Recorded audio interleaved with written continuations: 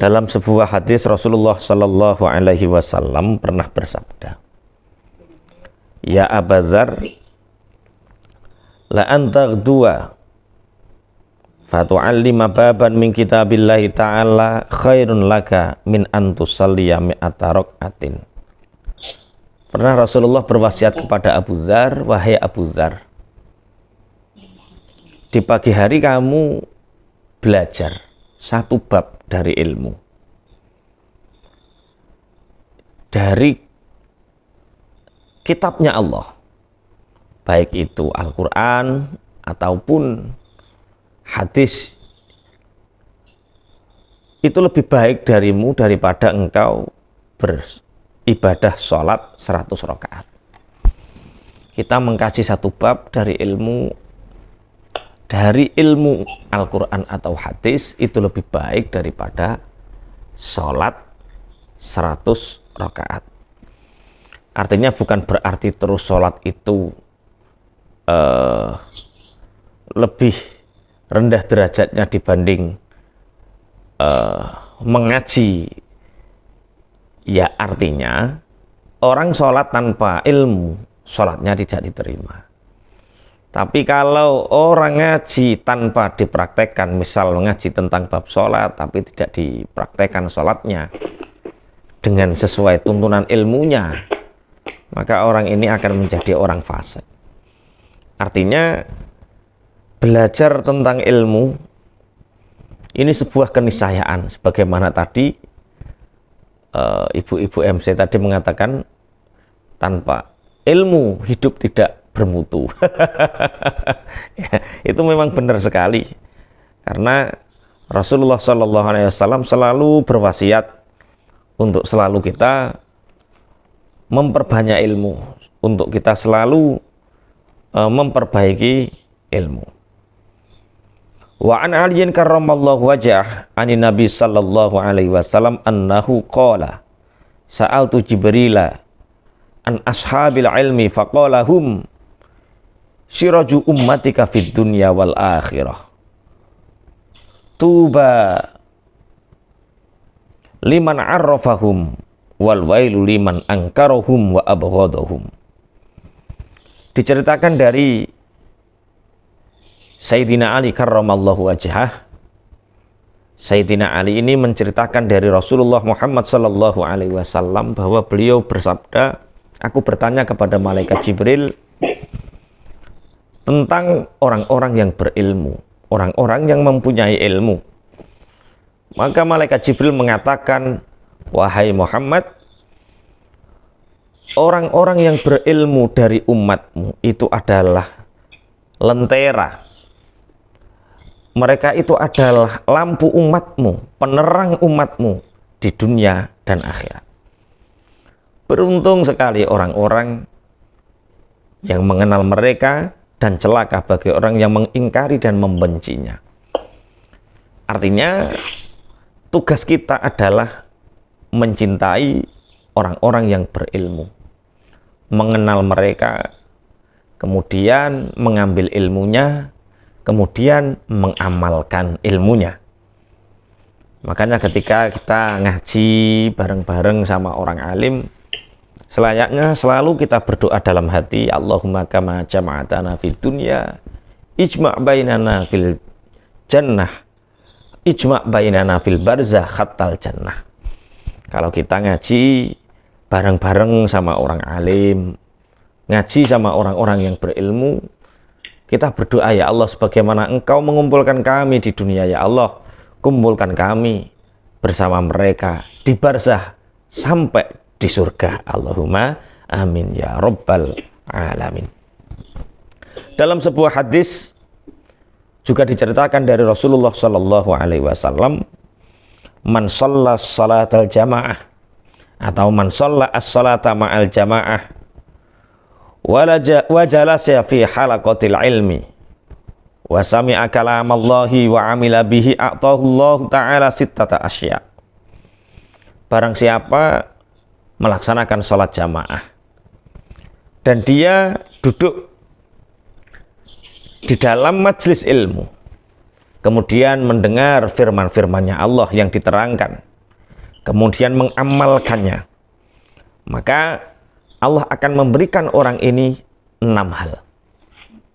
Jadi kalau kita istiqomah sholat jamaah, kemudian kita hadir di majelis-majelis ilmu, mendengarkan apa yang difirmankan Allah, mengamalkannya, maka Allah akan memberikan kita 6 hal. Apa itu? Yang pertama, ar-rizqa minal halal. Yang pertama, Allah akan memberikan rizki kita dari halal. Bapak Ibu pangapunten, kenapa rizki halal ini penting sekali? Karena banyak orang diuji oleh Allah, hartanya banyak, halal. Ada yang hartanya banyak sekali, haram. Ada yang sedikit, haram. Ada yang sedikit, halal. Orang yang tidak istiqomah sholat jamaah dan tidak menghadiri majelis ilmu, bisa jadi rizkinya banyak, uangnya banyak, tapi haram. Berbeda dengan orang yang suka hadir di majelis ilmu, melaksanakan sholat jamaah, diberi oleh Allah anugerah berupa rizki yang halal. Walaupun sedikit halal, alhamdulillah, syukur-syukur, banyak yang halal. Allahumma amin. Banyak yang halal. Yang kedua yaitu wayanjua min adzabil qabri. Yang kedua adalah Allah memberikan keselamatan dari siksa kubur. Jadi kita ngaji seperti ini, mendengarkan hadisnya Nabi, mendengarkan firman-Nya Allah, kemudian mengamalkannya, kita akan diselamatkan oleh Allah dari siksa kubur. Wa yu'ta kitabuhu biyaminihi. Dan yang ketiga, orang ini besok di akhirat akan menerima catatan kitab, catatan amalnya dari tangan kanannya, tangan kanannya. Wa yamurru 'ala sirat kalbarqi al-khatif. Kemudian orang yang ahli salat jamaah dan ahli hadir di majelis-majelis ilmu, besok dia akan berjalan di atas sirat seperti kilat yang menyambar, saking cepatnya, saking cepatnya. Wa yusyaru minan nabiyina. Yang keempat, dia nanti orang yang ahli salat jamaah dan senang hadir di majelis ilmu, maka dia akan dikumpulkan oleh Allah bersama para nabi. Wa banallahu lahu baitan fil jannah min yaqutat hamra lahu arba'una baban. Dan Allah akan membangunkan untuknya rumah di surga dari yakut yang merah dan mempunyai 40 pintu. Ini keistimewaan orang yang sholat jamaah dan senang hadir di majelis ilmu. 6 hal ini, yaitu apa? Rizki yang halal, selamat dari siksa kubur, menerima buku catatan amalnya dengan tangan kanannya, melewati sirat seperti kilat yang menyambar, dikumpulkan dengan para nabi, dan Allah membangunkan untuknya rumah atau istana di surga dari intan permata yang merah dan pintunya berjumlah 40. Semoga Allah menjadikan kita termasuk orang-orang yang istiqomah sholat jamaah dan istiqomah hadir di majelis ilmu. Allahumma amin ya rabbal alamin. Ini adalah keutamaan bagaimana Allah memberi kemuliaan terhadap orang yang hadir di majelis ilmu. Orang yang suka mendatangi halakoh-halakoh atau pertemuan-pertemuan yang di situ ada pembahasan tentang ilmunya. Apalagi komit ini kan 2, bahas tentang ilmu dan bahas tentang khataman Quran. Ada 2 kemuliaan. 1 kemuliaan tentang keutamaan ilmu, 2 tentang kemuliaan Al-Quran. Ya, semoga Allah ridho dengan apa yang kita ikhtiarkan, dan semoga Allah memberikan keberkahan untuk kita semua. Allahumma amin ya rabbal alamin. Di dalam tafsir At-Taisir diterangkan sebuah hadis. Wa an Ibnu Abbas radhiyallahu anhuma annahu qala khiyira Sulaiman wa alaihi salam bainal ilmi wal mulki. Suatu ketika Nabi Sulaiman alaihissalam diberi pilihan oleh Allah untuk memilih dua hal, yaitu antara ilmu dan istana kerajaan. Fakhtaro al-ilma. Kemudian Nabi Sulaiman memilih ilmu. Fa'utiyal ilma wal mulka. Kemudian karena Nabi Sulaiman memilih ilmu, maka Allah memberinya dua hal, yaitu Allah memberikan ilmu dan istana. Hadis ini menggambarkan betapa ilmu ini bisa menarik istana. Ilmu ini bisa mendatangkan apapun yang dikehendaki. Ini keistimewaan ilmu, sebagaimana wonten dawuh man arada dunya fa'alaihi bil ilmi. Barang siapa yang menginginkan dunia, maka dia harus punya ilmu, namanya ilmu duniawi. Wong kok orang duwe ilmu duniawi nasibe dadi buruh. Buruh niku awak lebur ora weruh. Keringet diperes, tenaga dihabiskan, tapi yang dihasilkan tidak seberapa. Karena apa? Karena bodoh tentang ilmu dunia. Kita perhatikan orang yang menjadi buruh kuli batu. Bukan berarti kuli batu itu buruk, itu halal. Thalabul halal itu luar biasa. Ini menceritakan perbedaan antara orang yang pinter ilmu dunia dengan bodoh ilmu dunia. Ada orang yang tidak ngerti ilmu duniawi, dia jadi buruh kuli batu, ngusungi waktu mengangkat batu ke atas truk. Satu truk berapa? Gajinya 100.000, 200.000, kadang dibagi 2 orang, 3 orang. Keringet sak jagung-jagung, tenaga diperes dientekke 100.000, 200.000.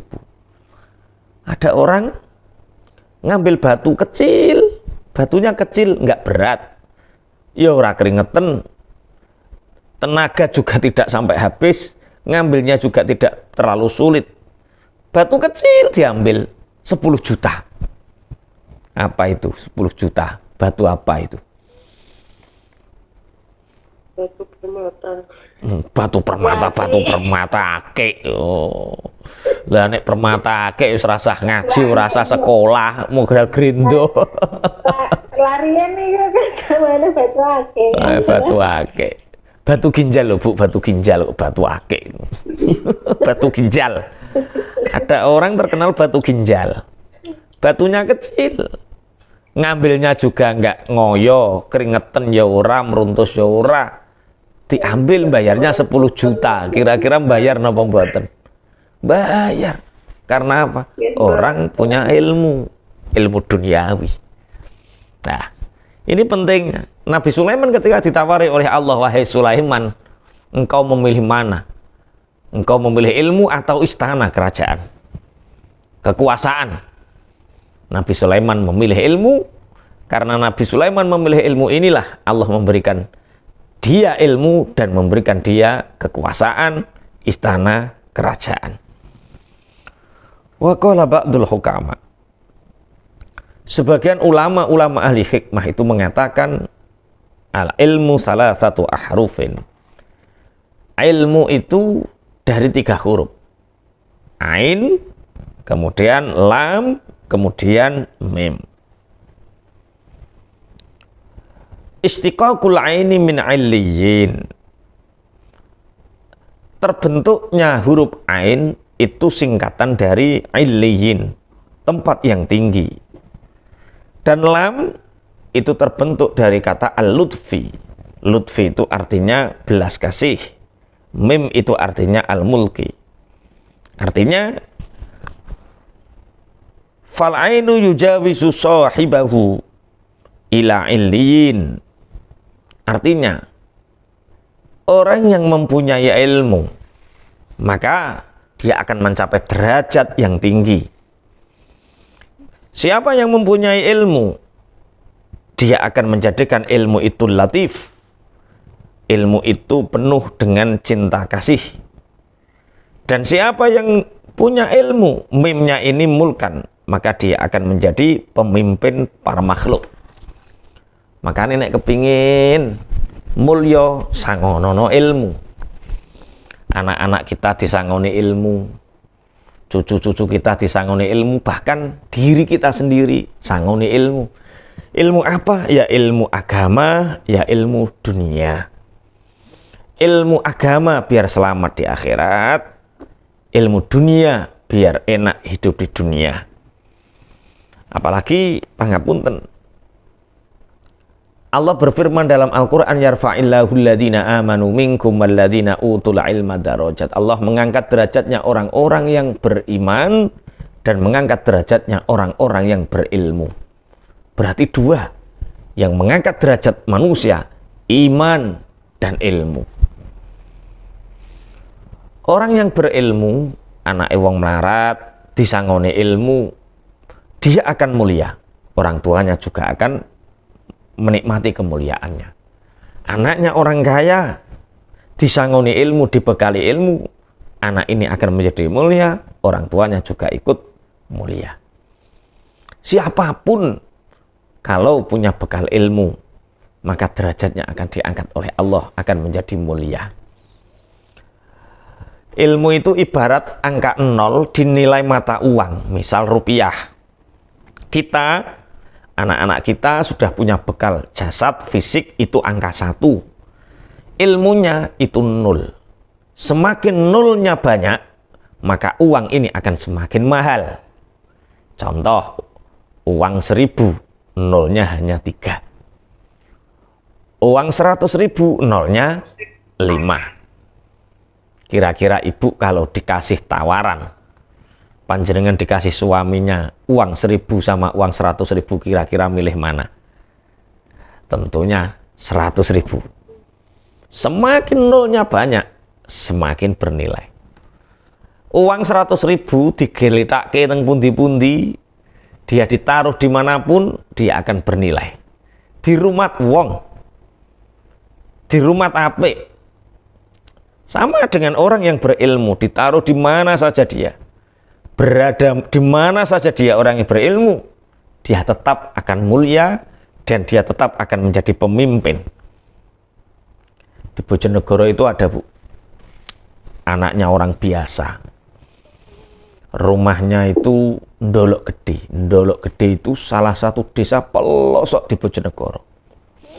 Itu ada orang ilmu dunianya pinter, namanya Pratikno. Itu rumahnya tengah hutan, bapak ibunya juga hidupnya sederhana.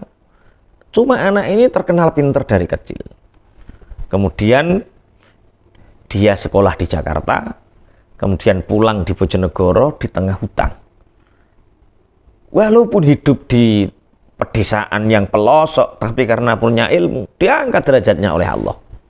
Ketika Pak Joko Widodo jadi presiden, dia diangkat menjadi Mensesnek, Menteri Sekretaris Negara, 2 kali berturut-turut atau 2 periode. Artinya, anake sapa-sapa lah urip ning dilah, nek duwe bekal ilmu bakal mulya. Sama dengan orang yang punya ilmu agama. Di Lamongan itu ada desa namanya Nggelap, Kecamatan Laren. Nggelap itu apa? Nggelap itu dudu gelap gurita bukan loh. Nggelap itu petir. Jadi kalau orang Bojonegoro, Lamongan, Tuban iku nek muni samber petir, samber gelap. Itu ada desa, Masya Allah, nek wayah rendeng musim penghujan ke sana itu pakai perahu.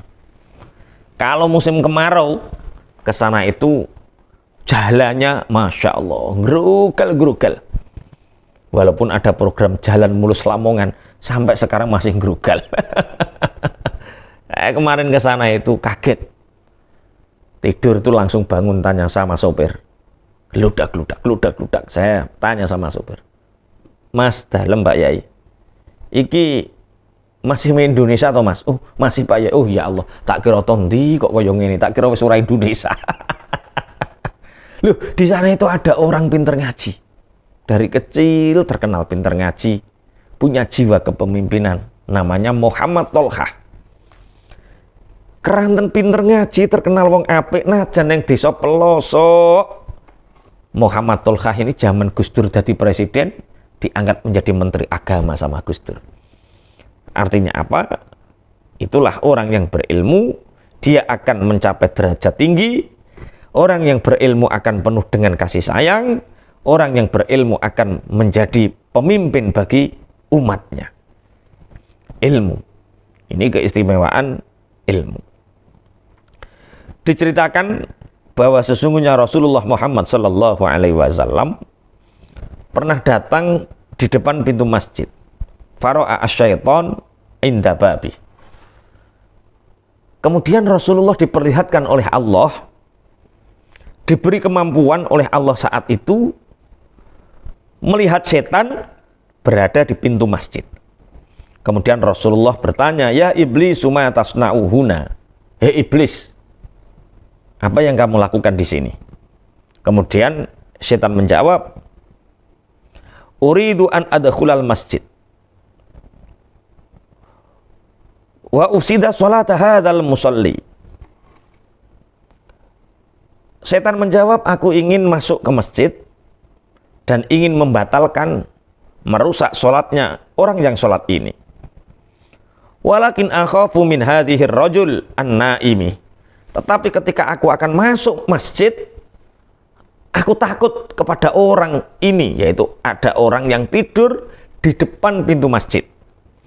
Setan kepingin masuk, ingin menggoda orang yang sholat di dalam masjid, tapi di pinggir pintu masjid ada orang yang tidur. Dan setan ini takut sama yang tidur, tidak takut sama yang sholat. Rasulullah terkejut, Rasulullah kaget. Kanjeng Nabi kemudian bertanya, "Ya iblis, lima lam takhaf minal musalli wa huwa fil ibadah wal munajah ma'a rabbih wa takhafu minan naimi wa huwa fil ghaflati." Rasulullah bertanya kepada iblis ini, "Wahai setan, kenapa kamu tidak takut dari orang yang sholat, sedangkan dia dalam proses ibadah dan munajat kepada Allah? Sedangkan ini yang kamu takuti ini orang yang tidur, dia dalam keadaan lupa. Kenapa kamu takuti ini orang tidur?" Setan menjawab, "Al-musalli jahilun wa ifsaduhu ashalu. Walakinin naimu alimun idza aghwaitu al-musalliya wa afsattu salatahu akhafu min yakzotihi wa islahihi ajalan." Setan menjawab, aku takut kepada orang yang tidur ini karena yang sholat, yang munajat itu orang bodoh. Mudah sekali untuk merusak sholatnya. Tapi orang yang tidur ini orang alim. Dia pinter ilmu agama. Ini kalau orang sholat itu tak goda, kemudian sholatnya batal, rusak. Ini orang tidur ini sekali bangun bisa membenarkan, kamu sholatmu salah. Mestinya sholatmu yang benar seperti ini, seperti ini, seperti ini, seperti ini. Percuma aku membatalkan sholatnya, ketika aku batalkan sholatnya, orang yang tidur ini membenarkannya. Maka biarkan aku takut sekali kalau orang ini sampai bangun. Biarkan orang alim ini tidur terus gitu. Oh ternyata inilah yang dimaksud Rasulullah Shallallahu Alaihi Wasallam, naumul alimi khairun min ibadatil jahil. Rasulullah pernah bersabda, tidurnya orang alim itu lebih utama daripada ibadahnya orang bodoh. Turune wong alim iku luwih apik tinimbang ibadahe wong sing bodoh. Karena apa? Ibadahe wong sing bodoh gampang ora keterima, mudah untuk tidak sah.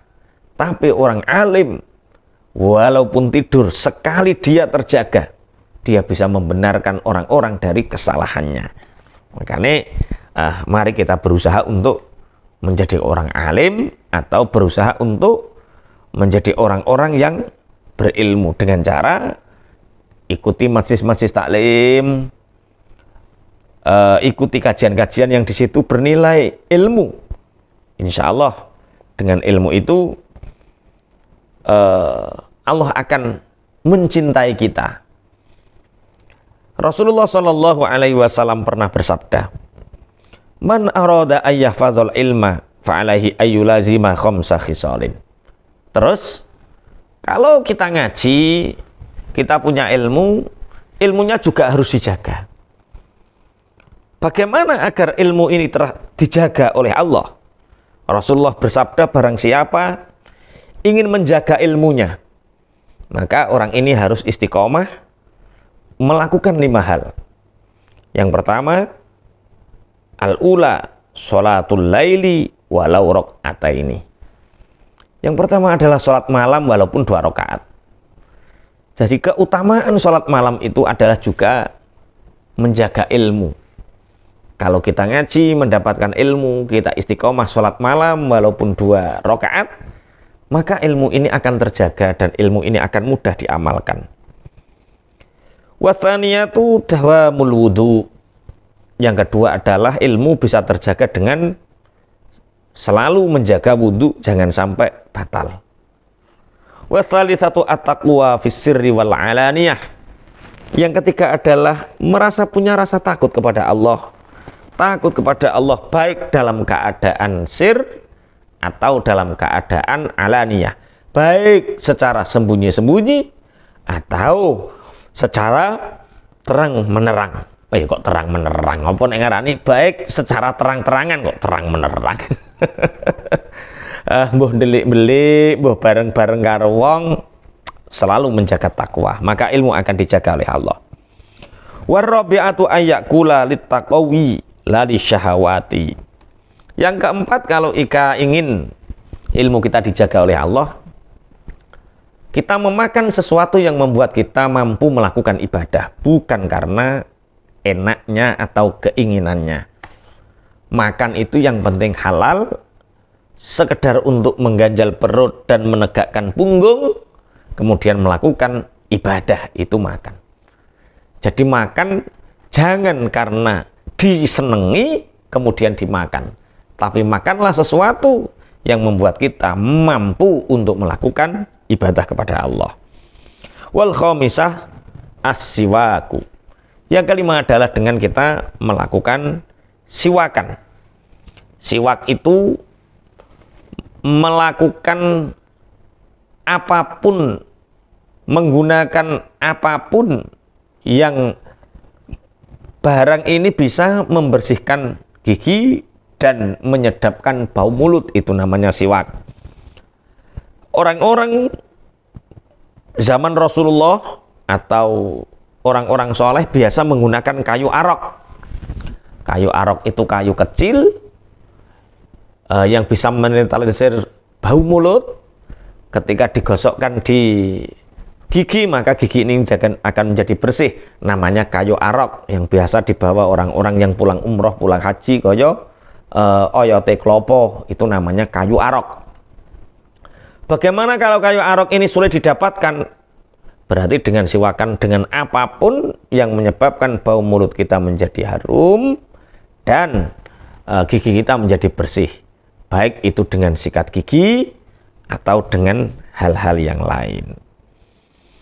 Rasulullah Shallallahu Alaihi Wasallam juga pernah bersabda, khairud dunya wal akhirah ma'al ilmi, wa syarafud dunya wal akhirati ma'al ilmi.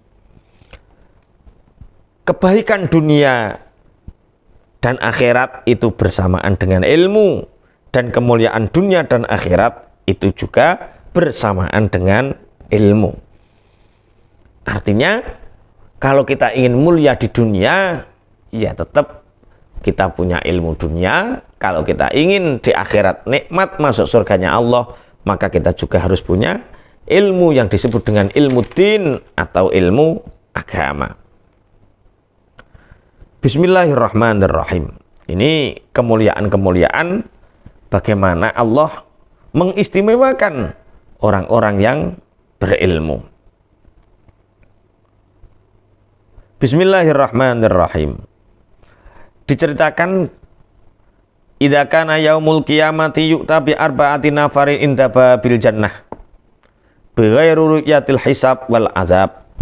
Diceritakan besok hari kiamat ini didatangkan 4 golongan di depan pintu surga. 4 golongan ini tahu-tahu sudah di depan pintu surga tanpa melihat hisab dan azab. Al-awwalu al-alim alladzi amila bi'ilmihi. Yang pertama yang di depan pintu surga tanpa tahu azab, tanpa tahu hisab, yaitu orang alim yang mengamalkan ilmunya. Wathani al-hajj alladzi hajja bighairi amalil fasad. Yang kedua, orang yang melakukan ibadah haji dan hajinya ini mabrur tanpa celah, tanpa ada sesuatu hal yang merusak. Ini orang yang haji ikhlas mabrur besok di surga, di depan pintu surga tanpa melihat hisab dan tanpa melihat azab. Wa tsalitsu asyahidu alladzi qutila fil ma'arakah. Yang ketiga adalah orang yang mati syahid yang terbunuh karena di dalam peperangan membela agamanya Allah. Warabi'u as-sakhiyu alladzi iktasaba malan halalan wa anfaqahu fi sabilillahi bighairi riya'in. Yang keempat adalah orang yang dermawan, sakhi. Orang yang dermawan yang bekerja mengumpulkan uang-uang halal, harta-harta halal, kemudian menginfakkan hartanya untuk perjuangan di jalan Allah fi sabilillah. Akhirnya 4 orang ini tadi siapa? Orang alim yang mengamalkan ilmunya, orang haji yang hajinya itu karena sempurna hajinya tanpa ada celah. Yang ketiga adalah orang yang mati syahid karena membela agamanya Allah.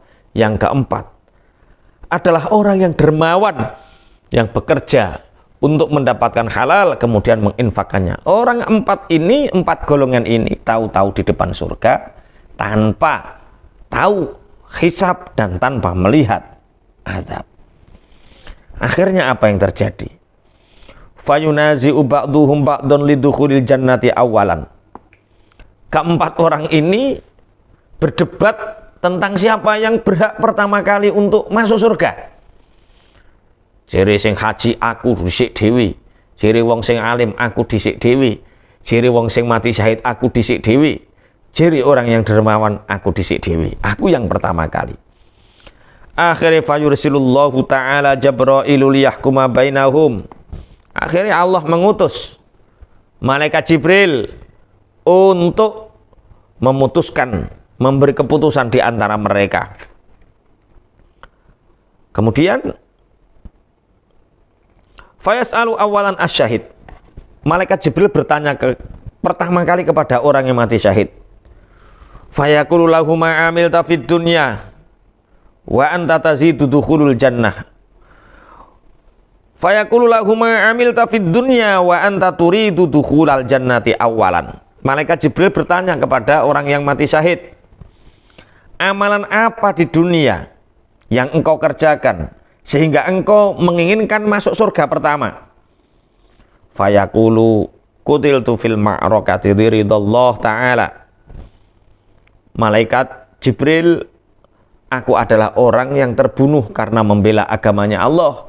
Aku adalah orang yang mati syahid karena mencari ridhonya Allah.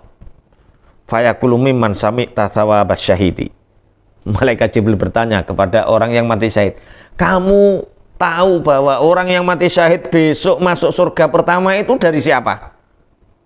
Fayaqulu minal ulama. Ya, saya mendapatkan ini dari ulama. Saya tahu bahwa orang mati syahid itu dirindukan surga, saya tahunya dari ulama. Fayaqulu ihfazil adab la taqaddam ala muallimika.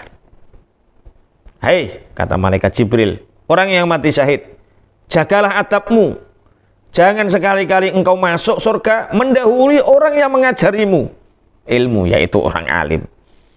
Tsumma yarfa'u ra'sahu ilal hajj. Kemudian malaikat Jibril menuju orang yang haji. Fayaqulu mithla dzalik. Malaikat Jibril bertanya kepada orang yang haji ini, amalan apa yang menyebabkan engkau menginginkan masuk surga pertama? Haji.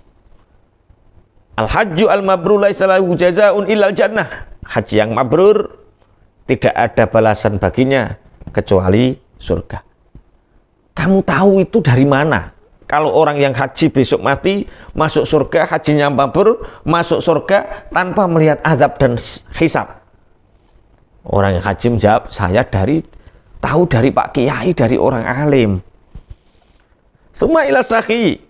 Kemudian orang yang dermawan juga ditanya, amalan apa yang kau lakukan di dunia sehingga engkau ingin masuk surga pertama? Orang yang dermawan mengatakan, aku adalah orang yang dermawan. Kemudian malaikat Jibril bertanya, dari mana engkau tahu bahwa orang yang dermawan itu besok masuk surga pertama? Dari kiai, dari ulama. Summa yaqulu al-alimu ilahi ma hasaltu al-ilma illa bisakhawah illa bisakhawati sakhi wa bisababi ihsanihi. Fayaqulullahu azza wa jalla sadaqa al-alim ya Ridwan iftah abwabal jannah hatta yadkhula as-sakhiyu al-jannata wa haula ibadahu. Kemudian malaikat Jibril mengatakan, wahai orang yang mati syahid, wahai orang yang haji, wahai orang yang dermawan, tahukah kalian tahu keutamaan mati syahid, keutamaan dermawan, keutamaan haji itu dari kiaimu, dari orang alim yang mengajari ilmu. Maka biarkanlah orang alim ini masuk surga dulu. Apa jawab orang alim? Orang alim menjawab, malaikat Jibril, saya enggak mau malaikat Jibril. Lah kenapa? Saya itu enggak bisa ngajar ngaji kalau enggak ada orang dermawan. Saya itu enggak bisa ngajar ngaji kalau enggak ada orang yang bantu. Ya orang bantu itu ya orang sakhi, orang dermawan. Saya malu. Akhirnya, ya sudah. Wahai malaikat Ridwan, bukalah pintu surga ini, biarkan orang yang dermawan masuk dahulu. Tapi orang dermawan ini juga malu sama kiainya. Ya sudah kalau begitu bareng-bareng saja. Artinya di sini didahulukan orang yang dermawan masuk surga. Karena apa? Karena orang yang dermawan itu bisa menjadikan stabilitas dakwahnya orang alim tersampaikan. Jadi yo, apa tugas kita? Nek iso dadi wong alim. Nek ora iso dadi wong alim, duwe dhuwit dadi wong luman. Nek ora iso dadi wong alim, ora iso dadi wong luman, tenagamu nggonen mati syahid. Nek gak iso mati syahid, ya wis ngumpulno bondo sing akeh, nglakonono haji sing mabrur. Lah 4 golongan ini besok di depan surga tidak tahu kapan hisab, tidak tahu kapan azab. Dia tidak pernah melihat hisab, tidak pernah melihat azab, tahu-tahu sudah di pintu surga. Semoga kita menjadi salah satu di antara 4 bagian ini. Allahumma amin. Baik itu menjadi orang alim, orang dermawan, orang mati syahid, atau orang yang bisa hajinya haji mabrur. Allahumma amin ya rabbal alamin. Ibu jamaah Masjid Komit yang kami hormati, Al-Fakir secara pribadi mendoakan mugi-mugi panjenengan sedaya senantiasa diparingi istiqomah ngaji, istiqomah menuntut ilmu, mendapatkan kemuliaan, fadilah mencari ilmu, sehingga termasuk orang yang dicintai oleh Allah. Niki keranten, sebentar lagi saya ini mau perjalanan ke Semarang, punya rutinan di sana. Kami nggak bisa terlalu larut, kami nggak bisa terlalu malam. Mari kita berdoa bersama-sama. Harapannya Allah ridho terhadap amal ibadah kita, Allah ridho terhadap apa yang kita ikhtiarkan, Allah memberikan kenikmatan kita, kenikmatan dunia, kenikmatan akhirat, kenikmatan agama, istiqomah fitini wa dunya wal akhirah. Mugi-mugi panjenengan dipun paringi rezeki ingkang berkah melimpah, dipun paringi anak ingkang sholih lan sholihah, dipun paringi sehat wal afiyah. Al-Fatihah. A'udzubillahi minasyaitonir rajim. Bismillahirrahmanirrahim. Alhamdulillahirabbil alamin arrahmanir rahim maliki yaumiddin. Iyyaka na'budu wa iyyaka nasta'in. Ihdinas siratal mustaqim. Siratal ladzina an'amta 'alaihim ghairil maghdubi 'alaihim waladdallin.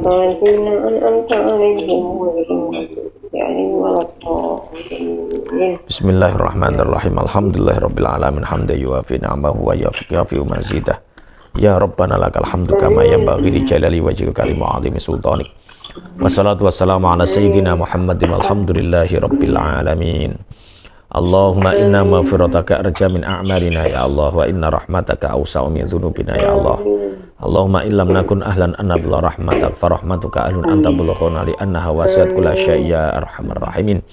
Allahumma aslih qulubana wa azil uyubana wa tawallana bil husna wa zayyina bit taqwa wajma' lana khairal akhirah wal ula warzuqna ta'ataka ma abqaitana. Allahumma yassir lana lil yusra wa jannibna al usra wa a'idna min syururi anfusina wa min sayyiati a'malina wa a'idna min adzabin nari wa adzabil qabri wa min fitnatil mahya wal mamati wa min fitnatil masiihid dajjal.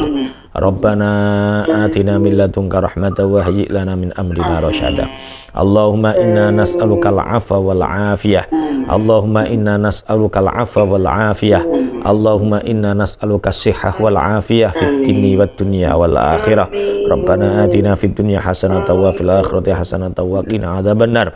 Wa sallallahu ala sayyidina Muhammadin subhana rabbika rabbil 'izzati amma yasifun. Wa salamun alal mursalin walhamdulillahi rabbil alamin. Bisiril Fatihah. A'udzubillahi minasyaitonir rajim. Bismillahirrahmanirrahim. Alhamdulillah